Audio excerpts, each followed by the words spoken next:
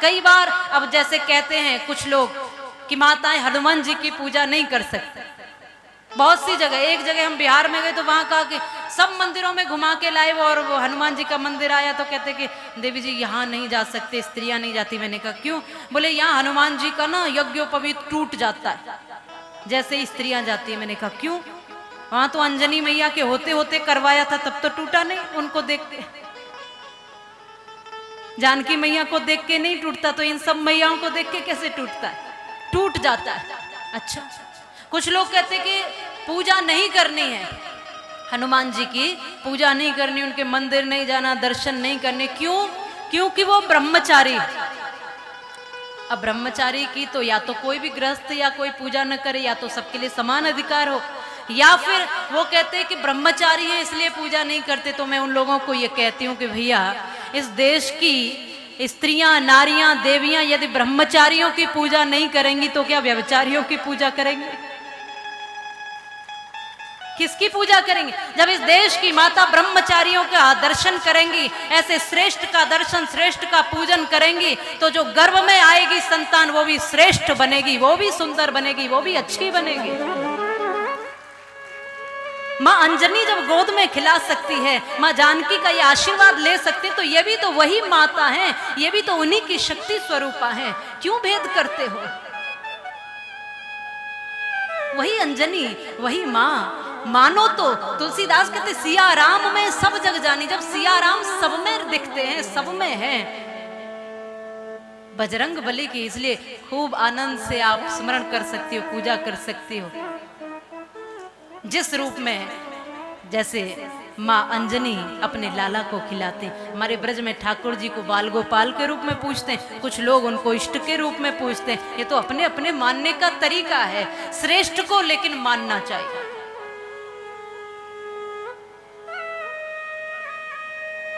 मुझे बड़ा आश्चर्य होता है, ऐसी ऐसी परंपराओं के नाम पर हम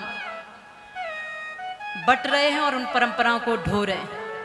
कई बार कहते हैं कि महिलाएं व्यासपीठ पर नहीं बैठ सकती, शास्त्र नहीं पढ़ सकती, गायत्री पाठ नहीं कर सकती, जबकि गायत्री तो मां का ही स्वरूप है। ये एक बहुत छोटी ही सोच का परिणाम है। मैं उनसे हाथ जोड़कर निवेदन करती हूं कि इस धर्म और आध्यात्म को बढ़ाने में इस देश के बेटे और बेटियां एक साथ मिलकर काम करेंगे तो संस्कृति और संस्कार और अच्छे से बढ़ेंगे। और एक अच्छी बात कि संस्कार माँ ही दे सकती है और ये माँ का ही कार्य है, और उपदेश माँ ही देती है, और प्रथम गुरु माँ को ही कहा जाता है। माँ को प्रथम गुरु कहा जाता है। आचार्य की गिनती तो तीसरे नंबर पर आती है। कोई कितना भी बड़ा आचार्य हो, माँ सबसे पहले जो उसको ज्ञान दे देती है, अपने आचरण से, अपने चरित्र से, अपने व्यवहार से, बिना बोले कुछ सिखा देती है। फिर कहते व्यासपीठ पर इसलिए नहीं बैठ सकती कि वो अपवित्र होती है। मैं कई बार ये व्यासपीठ से कह चुकी हूँ और लोगों को कहती हूँ, वो इसलिए कहते हैं कि वो मासिक धर्म के कारण अपवित्र होती है, इसलिए। और मैं उनसे पूछती हूँ कि जिस रक्त की वजह से आप उनको अपवित्र कहते हो, शूद्र बताते हो, छोटा बताते हो, जरा चिंतन करके, थोड़ी सी चिंतन करके और ज्ञान को धारण करके चिंतन करोगे, सोचोगे और सोचने बैठोगे तो ये पता लगेगा कि उसी रक्त से, जो मासिक धर्म के जो रक्त की बात करते हो, उसी रक्त को धीरे धीरे इकट्ठा करके 9 मास में माँ सभी पुरुषों के शरीर का भी निर्माण करती है। जब वो अपवित्र है तो कोई भी पवित्र नहीं हो सकता। उसी से तो सबकी उत्पत्ति है, उसी से तो ये शरीर बना है। तो आप शुद्ध और वो माँ अपवित्र, ऐसा कैसे हो सकता है? जिस माँ से तुम बने हो उसको अपवित्र कह करके ये माँ का अपमान है। और ये केवल जननी का अपमान नहीं, ये जननी से जगदम्बिका तक अपमान होता है। और देवी भागवत कहती है कि जगदम्बिका का अपमान करके कोई व्यक्ति सुखी नहीं रह सकता है। और ये आगे अभी कथा आएगी। इन भ्रांतियों को इसलिए समाज से दूर करो और कार्य वो करो, चिंतन वो करो जिससे धर्म आगे बढ़े, समाज आगे बढ़े।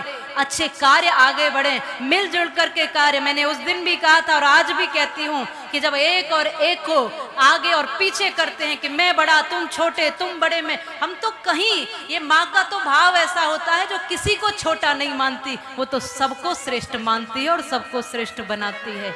यदि ये भाव बना रहा कि एक आगे एक पीछे, तो एक और एक आगे पीछे होते हैं तो दो ही बनते हैं, और एक बराबर में होकर के 11 बन जाते हैं, रुद्रावतार बन जाते हैं, शिव और शक्ति का रूप धारण कर लेते हैं।